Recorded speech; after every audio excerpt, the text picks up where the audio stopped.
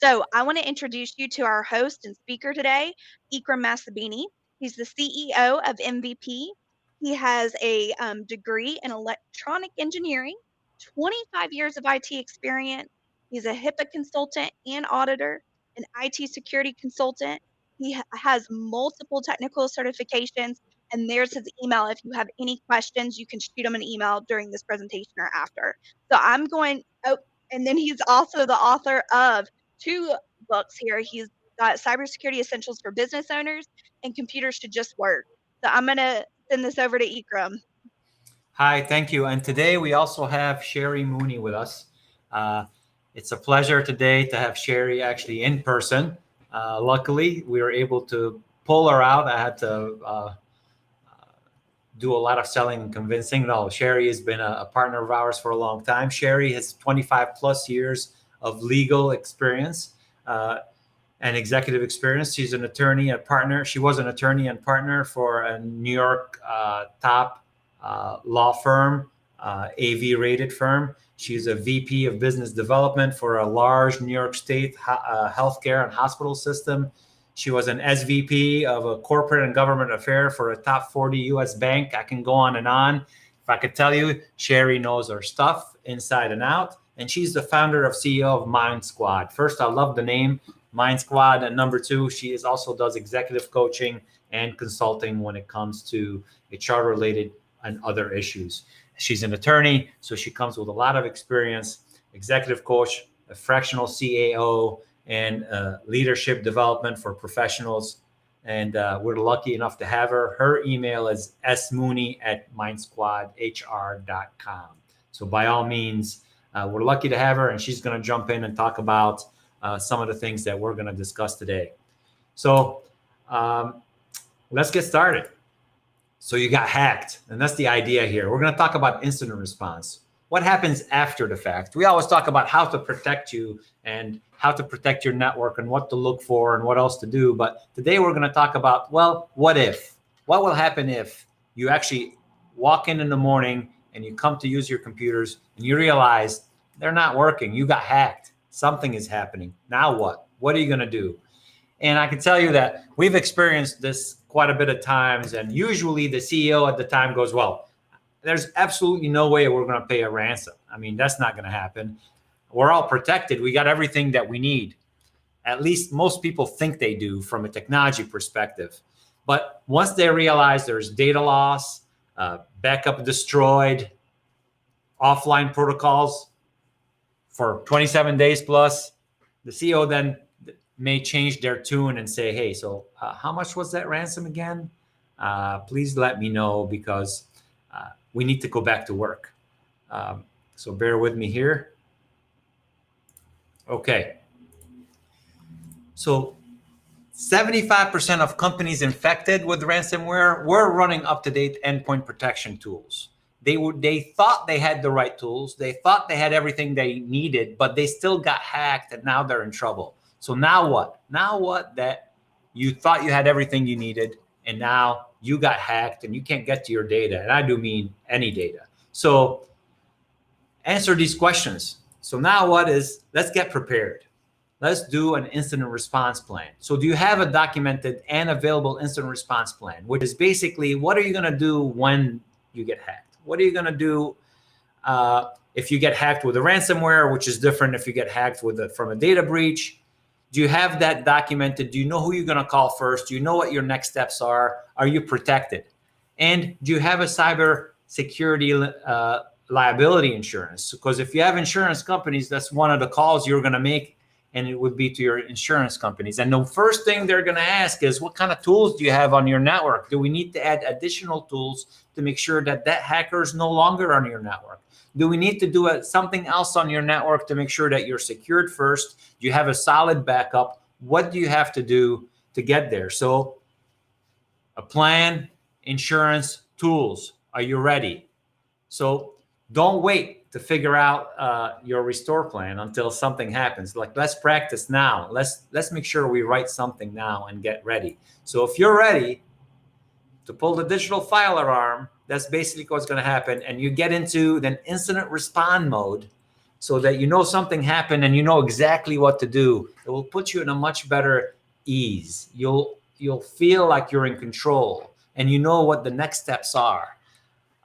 Because if you don't have it documented, it'll be chaos, and we've experienced this. You don't have it documented, you don't know all the tools you don't know exactly what the hack is, and if they're still on your network or not, you're in trouble. So an incident response plan is just not a document that you're going to create. It's just not one thing. It's a well-designed plan that allows you to, number one, stay calm and know exactly what you're going to do next. Number two is fix the problem. Are they still on your network? Did you kick them out? Do you have hunting capability on your network to make sure they're not hiding somewhere? So when you take action, they take actions against it. And can you get back to work? How fast would that happen? So a well-tested incident response plan just doesn't stop an attack. It saves you big bucks in downtime, lost trust, and non-compliance fine. Because we get this question, isn't backup enough? Well, backup will restore your data, but an incident response plan will save your business. It will save you, because remember, if you have it, you're responsible for the availability, confidentiality, integrity of your information and your client's information. The consequences of serious IT security incidents, either going to be unreported or being mishandled, can significantly impact you in terms of loss of productivity or loss of sales or legal liabilities or penalties or fines, to say the least. And your clients trust that you're protecting their data. So have you done everything possible to secure them? So that's why you need a strong incident response plan. It's unique, just like your organization. A well-developed and maintained crisis preparedness and management response plan intended to provide guidance when managing situational events like this. Well, it will allow you to understand what you have to do, where you have to escalate it to, what could cause you harm to clients and your data, and what you need to do to protect yourself. So let's get started on what you should have in there and how you should think about creating it and what it is. So grab something to write, because we're going to start to educate here and then start throwing anything in. Cherry, anything else you want to add so far to this? I would say, Ikram, just having done so much crisis management from incident to, all the way up to litigation, I would say that get this incident plan written down. And the first thing you should write on top of it is set date to update this plan. Because how many times do we come in, we see an incident response plan, and it's antiquated from like 3 years prior. And then we don't have that stay calm. We have different risks. Things have changed. So I say from the beginning, the first thing you want to do before you identify your risks, which we're going to go into, is set up dates for going through this with your, managed service provider and your internal team to make sure we're updated. Who's going to be in charge? What if they're not here? What if we've changed our business operations? What if we're more global now, right? What if we've gotten into a new industry? We really need to make sure we update it. I think that's probably the best advice I could give right now. It's true, because once you have it, things change on a network, and things change all the time. People come and go. And yes, Greg, a recording will be available. But that's the idea here. It's not set it and forget it. That's why you want somebody to be your security leader that helps manage that that incident response plan for you, that sits and do tabletop exercises. What happens if this server gets hacked, or this server gets hacked, or this application is down, or if we have this kind of issue? What are we going to do, and how well did we test it? So number one, identify your risk. And number two is to create a threat-aware plan and to battle test it, like we just said. There's 3 steps we have to do to make sure we have a solid one. So let's talk about identifying a risk. So you come in the morning. What kind of incident did happen? Was it a data breach, which means unauthorized access to the company data, exposing sensitive information? That's one piece of it. So where the data is just exposed, how did you find out? Was the data actually stolen and taken out of your network, even though they copied out? So is the data out there, out in the world to be sold? Is it a ransomware attack where it encrypts your data? The data wasn't stolen, but it was held at ransom. So you try to open a file, it asks you for Bitcoins to be paid. Was it a phishing attack where you clicked on something you're not supposed to click, which, by the way, is 95% of all hacks? Somebody went somewhere they weren't supposed to go, and they clicked on something they weren't supposed to click, and now you're in trouble. It may have downloaded a ransom. It may have got into your data. It may have been able to bounce from one computer to the other and reach your server and get that data, that information out. We're trying to find out what happened, what sort of incident might have happened on your network. There's another one, DDoS attack, or denial of service attack, which is basically not getting your data, but as somebody that just wants to take your network down, flooding your network with unneeded pings and flow of packets and information to slow down your network so that everything crashes and doesn't work. And every time you try to work, your devices that you have to protect your network are too busy pushing back and denying. It's a denial of service, deny all the requests that are coming in, and slowing down what they were supposed to do, which is really work for you. And or an insider threat. Let's not forget that some of your employees may either do it on purpose or not on purpose, but may have deleted stuff, killed stuff, clicked on something, created an issue, comes from individual within your organization, like employees or even contractors. And it could even be on accident. But we need to really figure out what it may be. So identifying your risk is important. And once you know what the risk is to create a plan aware. So how are we going to do this? Number one, this plan should be about responding effectively to minimize damage. You want to survive with minimal financial and reputation damage. So we got to think about what's protecting your network and what are we protecting. So I'm going to talk about the layers that we're going to defend. And I talk about that with every cybersecurity training we're doing. So there are 6 layers that you need to be aware of. People log into your network and hack you to get your data. So we're all trying to protect data. Every piece of data that you have, whether being one word or a full document or a database, is produced by an application. So whether being Word, Excel, or whatever system you may be using, that's an application that you have to log into to start typing to create that data that you want to secure. It could be your client's data, their social security number, their info. That's data that we're protecting.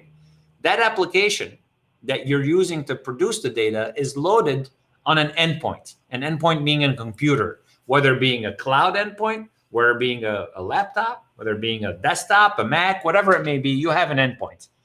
And if you look at this screen that we have, if you look at the arrows, the data, there's 2 tools that you should have to protect that data, DLP, or data loss prevention, or encryption.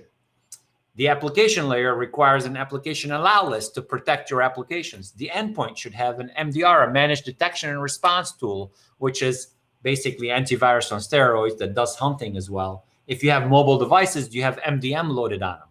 Well, that endpoint is connected to a network, your work network. That network also requires its own protection, multi-factor authentication and hardening of the network, making sure, password expires when they're supposed to expire, so what have you. Have we done everything we're supposed to do as we create this document and we know what protects where? Have we done all that? Have we really got in and did all this? And then that network has a perimeter, so you need a firewall. You need to sanitize everything coming in and out of it. And you're using email, which exists out there in the cloud.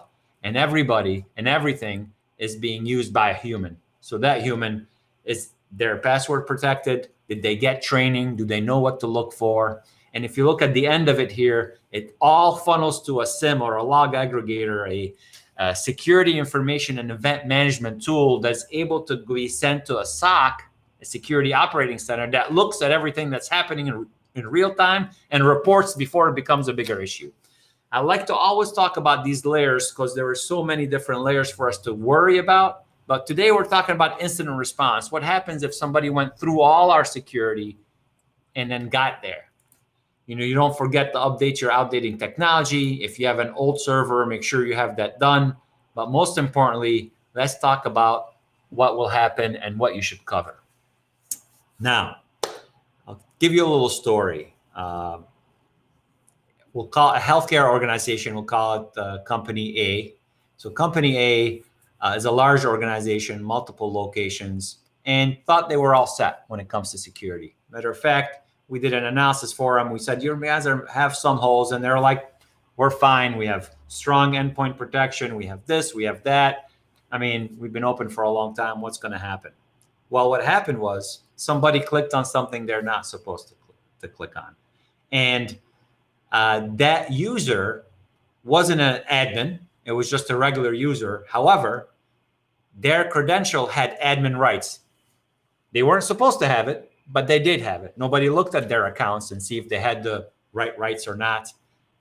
So what happened there is now that username and password that got hacked has admin rights that allowed the hacker to be able to jump anywhere on the network. And they hid. They put a ransomware on there. They were able to log into the backup system and delete all their backup. They were on site, in other words, on the network for at least, from what we could tell, 60 days, plotting and prodding. So when you get a hack, it didn't start today. It started before, and now they know what defenses you have. They studied your network. They're ready for you.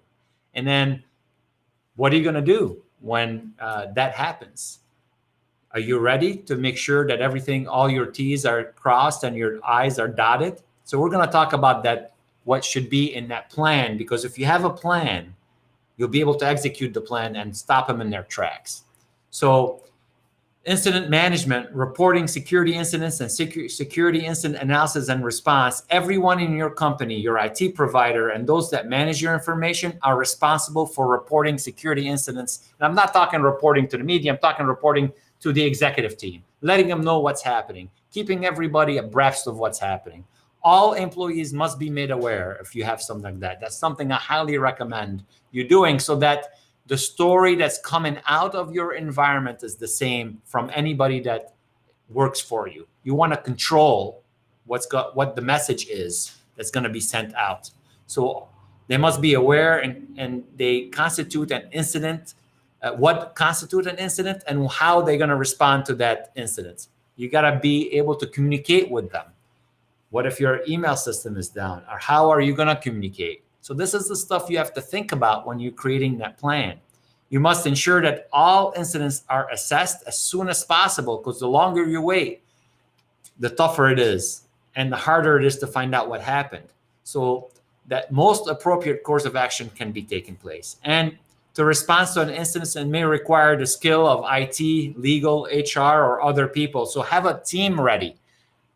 You've already talked to them. They know what you have. They made a plan with you. They helped you create it and helped you sign off on it, and they know what's going to happen. So when you call them, they know exactly what to do. Step two is to general incident response. So this is what you're going to kind of include in your response plan. You and your IT must protect any physical, digital evidence related to the incident. Evidence collected during an incident must be stored securely and protected outside. You want to be able to prove to what happened, just in case you ever get sued because of an incident. And we've seen it happen. From your clients may sue you, your insurance company, other things, different vendors may have a claim. So you want to make sure you document everything. And then notification of a breach may include from IT to support staff, to end users, to executive leadership, to outside sources. When do you have to report this? When do you have to let people know? How much are you going to tell them? All that needs to be documented in detail.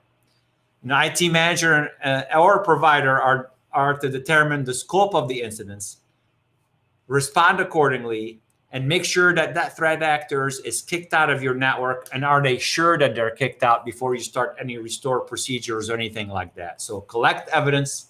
Make sure you have the right tools set up where you need to, because if you had called an insurance, if let's say you get hacked, so first thing you do, you call IT and they call your insurance, and they're going to create an incident response team for you.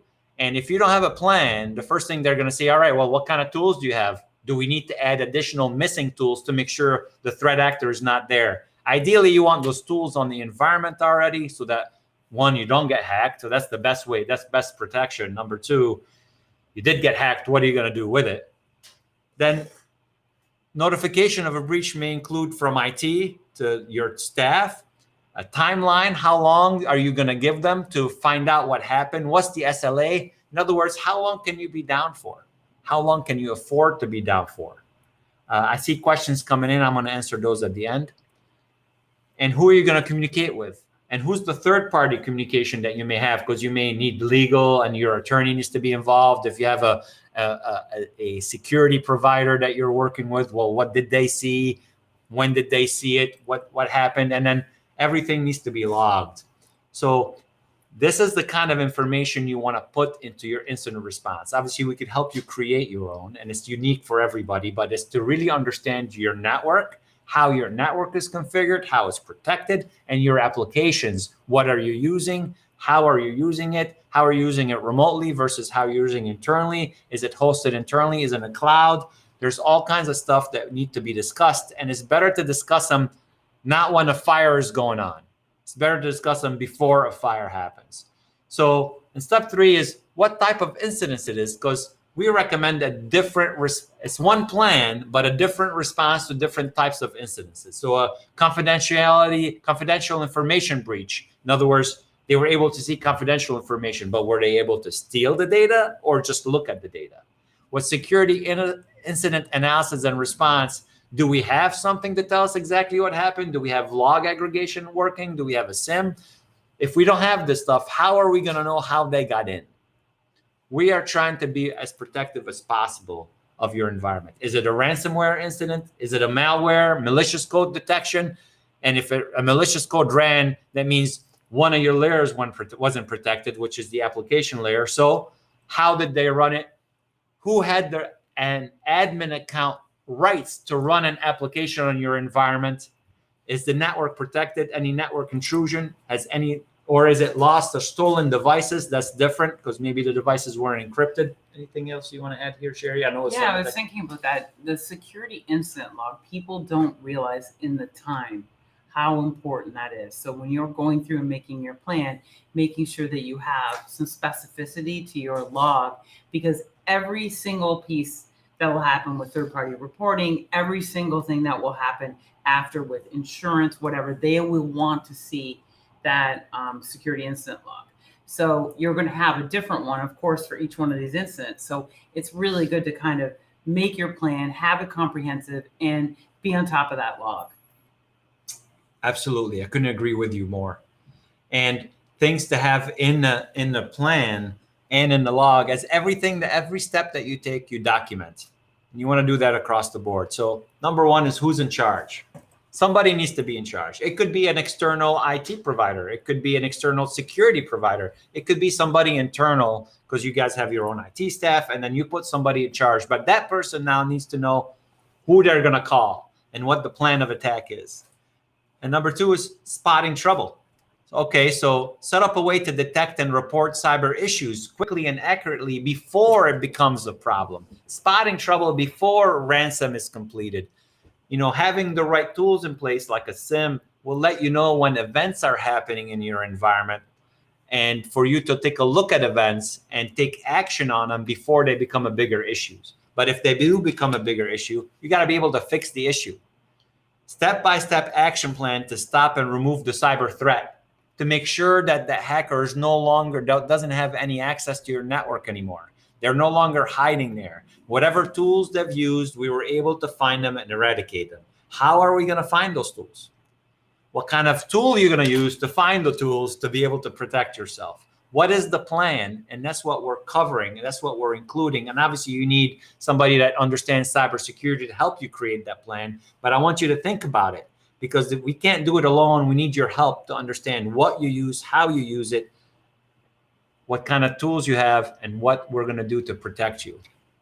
And then keeping everyone informed is key because if your company is on the same page, the message is the same way, it's delivered the same way, and now you know when things are going to get done by and when things are going to be fixed by, and you're able to present that message. Have a plan for telling the right people the right things at the right time is key. And after everything is configured and you're able to restore your life, lesson learned. What have we done? What haven't we done right? What could have what could we have done to protect us? Obviously, also having a tabletop exercises to pretend that you got hacked will be able to help in understanding those lessons and learning the lessons without costing you a lot of money, learning the lessons and making it a test environment, not an actual real life emergency.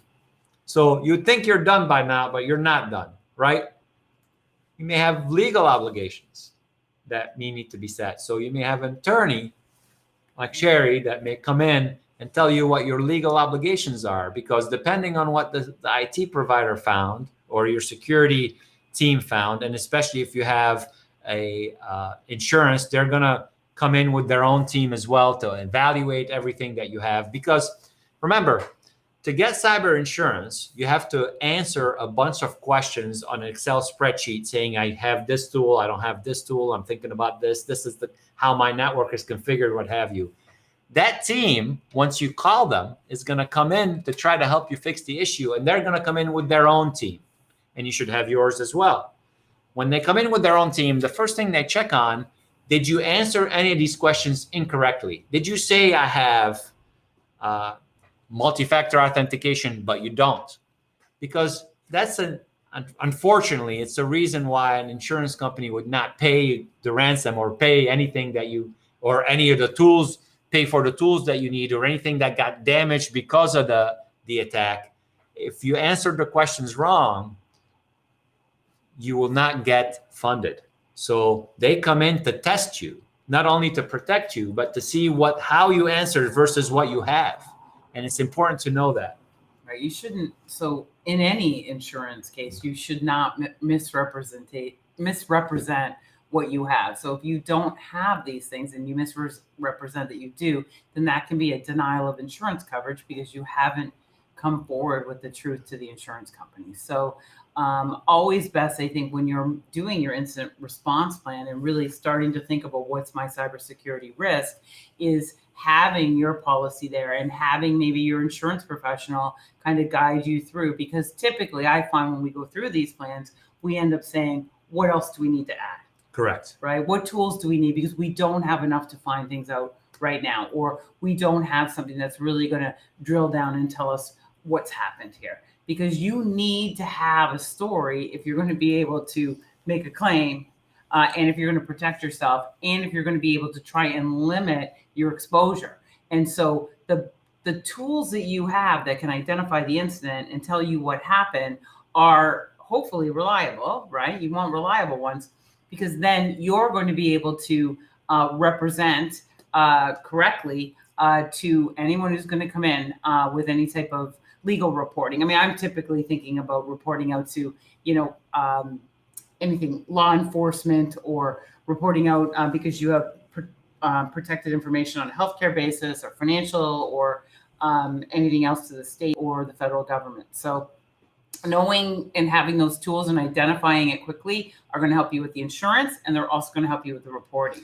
Right, because if you have the right tools, you can prove that maybe data wasn't removed off your network. You can prove what happened. And if you can prove what happened, then you don't have to report to everybody. You know then what your rights to report. But if you can't prove it, then you got to err on the side of caution here. So you got to be careful. So are you going to call your local law enforcement? Do you need to? Did you create a complaint into the Internet Crime Compliance Center, IC3? There's a website. You can go in and put a complaint and let them know. And then you let them know what happened, and they spread that word out. Or did you call your local FBI field agent? Sometimes you have to, and sometimes the FBI get involved. Us at MVP, we're part of the InfraGard,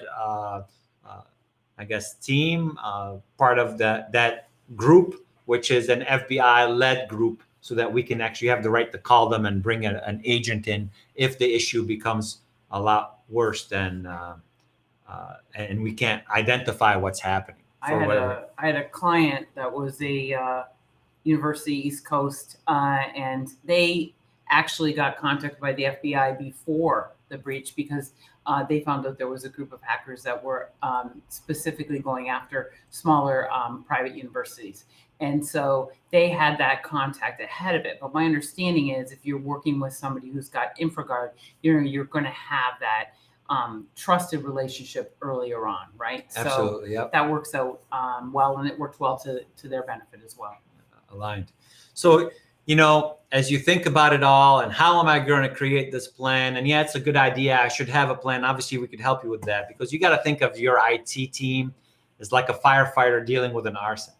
That arsonist is hiding somewhere on your network. We want to make sure that, one, we kick them out. We know what they did, how they did it, how they got in, what they affected, and how we're going to be able to restore back. That company I gave you the example of, their backup got deleted. Not only their local backup, but the cloud backup they had. They thought they were very protected. They had up-to-date endpoint protection. Now, was it MDR with hunting? No. So they erred on the lower end. But they also had a backup and had a cloud backup, but that was also accessible by the user that got hacked, because that user had admin rights. So were they reviewing everything they were supposed to review? No, they didn't have a CISO or a chief security officer or virtual chief security officer, or a service we could provide to help them guide all this. So it's important to really, before an incident happened, to sit back and to help go through your process, test your environment, see where the holes are, then go and do an exercise and create this document together to make sure that, one, we identified the risk, we created a threat-aware plan, and we battle tested this plan. When you don't do that plan, what happens is you have the incident, and then everybody's running around trying to do crisis control. There's always a person who says, unplug the computer, let's go home for the weekend, right? And, you just want to say, well, wait a second. Had we had this plan, it goes a little quicker, and then it starts to really speed up for you. Because remember, like an arsonist, they've started a little fire, and if you don't have a plan, they're making major fires all ahead of you, and you can't catch up. Correct. Like you're just, and we know of instances where there were, not your clients, but some others that have been closed down for up to 30 days. Yeah, Where it just at least, destroyed. yeah. And so we don't want that to happen to you guys. So planning helps. Yes, and we want to help you get there, and plan your work and work your plan. That's really what it is at the end of the day. So I do have a question that came in from Jim. Jim, when breach, I've read it's best to contact your attorney first, and if you need external assistance, let your legal team communicate and hire the incident response team for you. Communication. Go ahead. I can answer that. Yeah. So basically what Jim's asking for is, he heard that if there's an incident, call your attorney first, have them hire the incident team response to handle all the communications with the forensics team. So here's the thing. There's going to always be a push on anything in a crisis for a company to contact their attorneys. The theory being, if you contact the attorneys and then the attorneys contact somebody else and hire them, then that would be covered, hopefully, by attorney-client privilege. Here's the exception on that, okay? It can only be entitled to attorney-client privilege if it's something that has to do with legal advice or opinion, okay? So my instinct is, you can, not your first thing is, I'm going to call my attorney right now and see what's going on. Mine is, I got to call my IT people and go through my security response plan, go through my IR, get this done, and also call my attorney on the outside. But that should already be baked into your plan anyway. But I would defer to calling my IT people outside to try and stop those fires from burning than I would my attorney. But you're going to do a plan, so you're already going to know that. You're already going to have who you need to have on speed dial. You're going to figure out who's retained, how to retain them, what to do. But you can't protect your company by having an attorney hire everybody for you, because it has to be with respect to legal advice. So just know that, right? So they have their place and they're great. And there's some awesome firms out there that can help you. But believe me, bake that into your plan ahead of time and know, how is this going to work, right? And then when you're updating it, make sure you still have the same counsel. Make sure you still have the same MSP. Make sure you know who your administrators are. So, Jim, does that answer your question? And if it doesn't, please ask another question in the chat. Oh, he's typing. Yes, thanks, Jim. Thank you, Jim. I agree with Sherry completely. Usually the first call is not to the attorney, is to find out what happened and what's happening and what the next steps are, is to protect you as much as possible. Now, if you have a cyber insurance as well, the first call would be to call the person internally or the IT company that you have that will then gather the team and then start the process. And the process is already documented, but you need to have a leader. And it's not an attorney. The attorney is one of the people in the team. The insurance company is another person on the team. You have to have your own team and to have your own tools and your own logs and really be aware of what's happening. That way, it gets the insurance company to see that you've done everything possible so that they are more apt to pay for whatever issues you may have. And then the attorney will guide you legally what your rights are and what you need to do and what you can get away with not doing. So that's basically how it's laid out. So battle tested. What does that really mean? So the best way to test it, your readiness, is for a fire is a fire drill. And that's what we would do. We would fire drill. You would create an incident response plan together, discuss it. First, test your environment, create the plan, and then test the plan. And then do a fire drill where you get your managers involved and you say, okay, let's pretend that now this system is down and we have no access. What are we going to do first?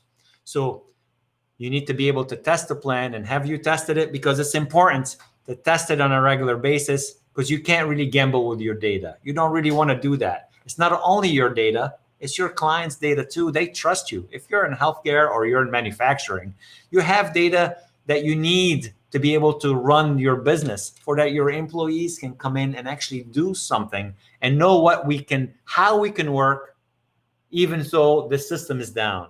Do you have a plan on how to get operation back up and running? Do you have a plan to understand what the next steps are and how you're going to kick the bad actors out and what you're going to do? You got to really know your risk. I would say, Ikram, that the analogy here that we're using with fire is right on point, because this is catastrophic. And these instances have closed businesses down over and over and over again. And so you have to treat this like you would any other catastrophe that's likely to happen, right? Yeah. I mean, you need to be there. So if you're testing it, you're minimizing it, people know what to do, they're going to act quicker, you're going to minimize your damage and your exposure. And also, you're going to protect your clients, which is your most important asset. Correct. And that's why your clients would trust you. And if something like that happened, but you're able to recover from it quickly because you had a plan and you know exactly what to do, and then you could tell your clients, we had this issue, but guess what? Your data's secure. We were able to protect it. We have a plan. We do everything to the highest level, and that's how we deliver it. And that's how they see you delivering your service as well, or your product. And that's how the whole environment needs to feel like you're in control. And that's what an incident response plan does. It puts you in control instead of chaos. And we've seen chaos. As much as people that we've got in and we've talked to them before an incident and after an incident, is completely two different ball games. You come in before the incident, well, we're protected enough, we have this, so we feel good. And then an incident happened, and the next thing you know, I've seen a grown man cry. So that's all I can say about that. Well, I think that, you got to look at it this way. You spend all this time, money, and effort, blood, sweat, and tears to build trust with your clients over time. You're not going to keep it if you treat their data like a dumpster fire. Right. I mean, they're just going to have to leave. I mean, their data is everything. And remember, their data is important to them, but you might also have their clients' data. Correct. Right? So if you're B2B, you may have another business's clients' data, which can really be even more problematic. Correct. I'll come back to that question at the end, and we'll go through it. 6-layer tools. Yeah. So there's too much to lose. So what we're offering for you guys is, let's test your environment. Get a free third-party mini network and incident response analysis from us. We're going to do that for you. We're going to see what you have. We're going to test it. If you click on or go to this website, or use your phone and go to that QR code right now, and you just fill out the form that you're going to see. We're going to test, and we're not going to need your credentials, because at the end of the day, hackers don't have your credentials. So we're not going to need them. You're just going to get an email link from us. You're going to click on it. It's going to run, and then we're going to be able to, and it's going to pretend it's a hack. And it's going to see what kind of data it can get from you. It's going to see how far across the network it can get. It could see if it could reach your servers, what kind of data it can mine. What kind of risk are you on? What's missing off your network? We'll be able to provide that with this test. We won't install anything on your network. We will basically send you a link that you're going to send to 5 key users, have them click on run to start the scan, and then we'll meet with you to go over the confidential report that we have and show you where your risks are and what the next steps needs to be. So the question that we got, what tools are recommended for your 6 layers? Well, that's a good question. Let me go back a little bit then to that screen that I had. So bear with me.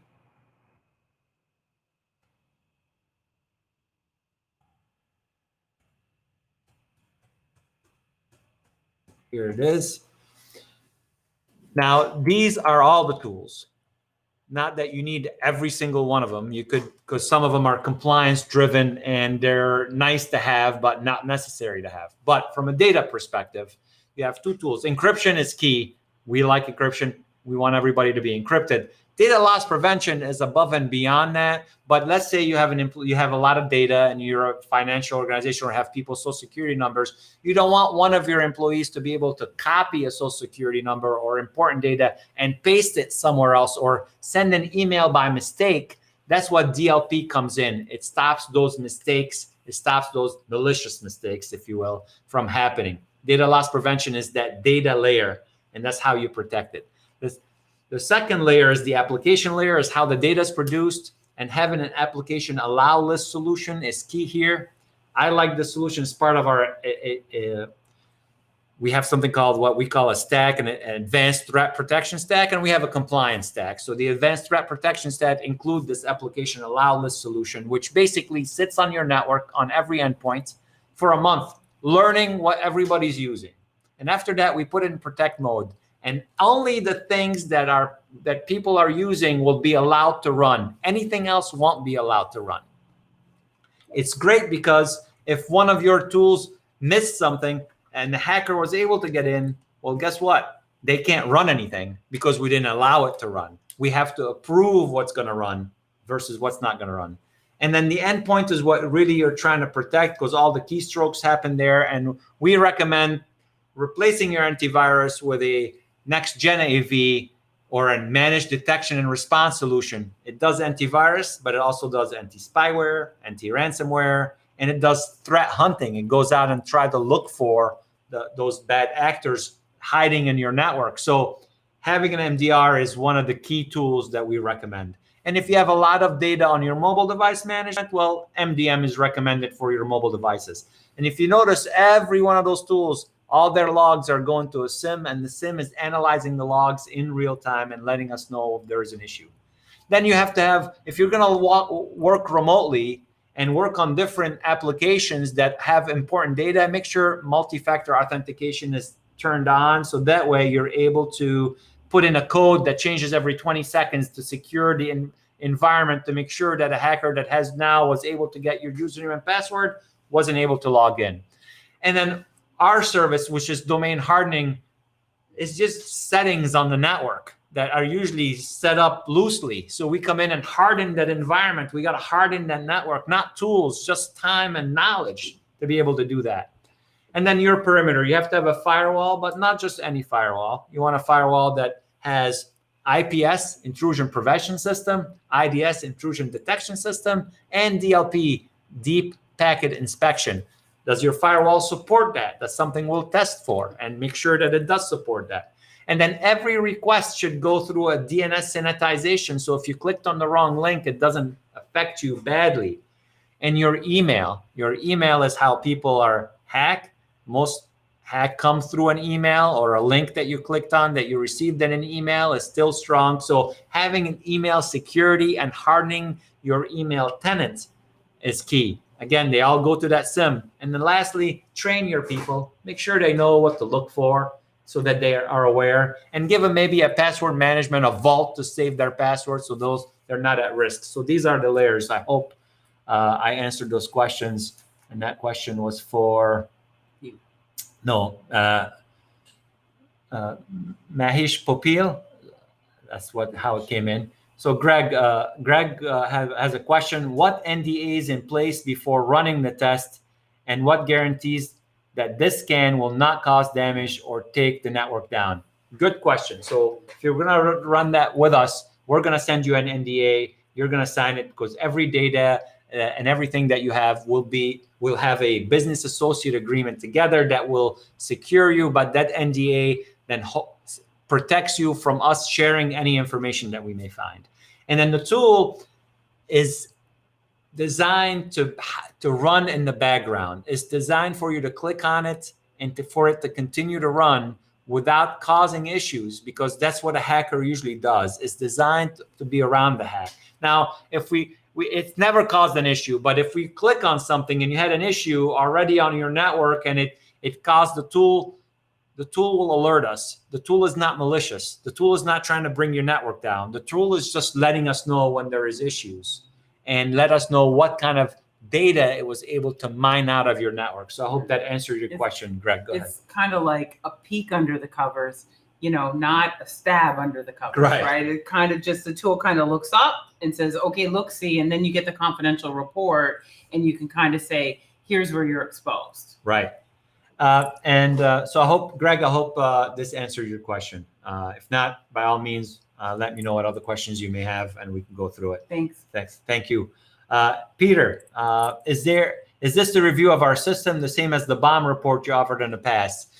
No. So the bomb report is part of it, right? This is more security driven. The bomb report includes network configuration, includes how things are laid out on your network. What we're going to do in this case is to see where the holes in your networks are, not just how it's configured, right?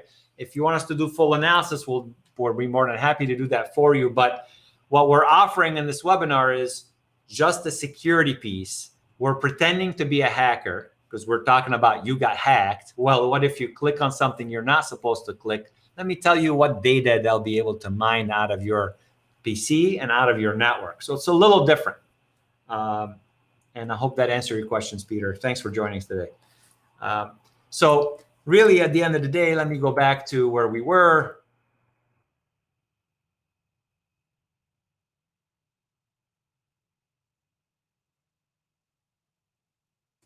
That screen here so that you guys have the QR code. Let us know if you want to test. Even if you have an incident response plan already created, just send it to us. Even if you don't want us to test your environment, send us the incident response plan and we'll go through it and tell you what we think about it, what we think is right in it, what we think you should add to it, what is missing. We'll have a conversation around it. But most importantly, have us test your environment. It's an easy test. It doesn't cause a lot of issues, but it will really show where your holes are and will allow us and help us, now that we know where the holes are, what we need to patch, how we were going to patch it, and what will happen if one of our patches fail. But at least we are no longer a low-hanging fruit. We make it difficult for all hackers, and we've done our due diligence. One, from a cyber insurance perspective, making sure whatever we answered is correct, and two, from a everything that is possible for us to do to be proactive and not reactive to an incident. Because once you're reactive to an incident, you're at the mercy of the hacker, and they have no mercy. I promise you that, because that's their job. Their job is to infiltrate you and take your money and make you and keep taking your money if they can, time and time again.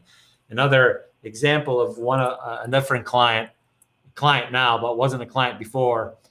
They got ransomware. They decided to pay the ransom, but hasn't fixed the issue that caused the problem. So they got ransomware, paid the ransom, it restored all their stuff. And then a week later, that same hacker hacked them again. So you really got to be aware of what's happening. I hope we were answering everybody's questions. And the second time, the ransom does go up. It goes up a lot more. Yeah, because they know you're going to pay now, and they know that they got you. They squeezed you. So. Yeah, be client first. Be client driven, right? You're doing something to protect all your clients' data, and you're protecting your own company and everybody who works there. I think of it as a competitive advantage that I have such tight cybersecurity for my clients. Not everybody does that. Aligned. So Well, here's everybody. here's everybody saying thank you. Thank you, Thanks, everybody, everyone. for joining us. We will have this recording available. We are available to review whatever you have written or help you create one. But let us test your environment. I think that's the best way to get a full view of your risks. Thanks, everybody. Thank you, Good night. Sherry, for joining Thanks. us. Thanks for having me in. Absolutely. It's a lot of fun just discussing this stuff. And when Sherry gets involved, you have legal involved. No. So, anyways, so be prepared. That's all I can say. And we'll be happy to get you there. Thank you, everybody. Have a great day.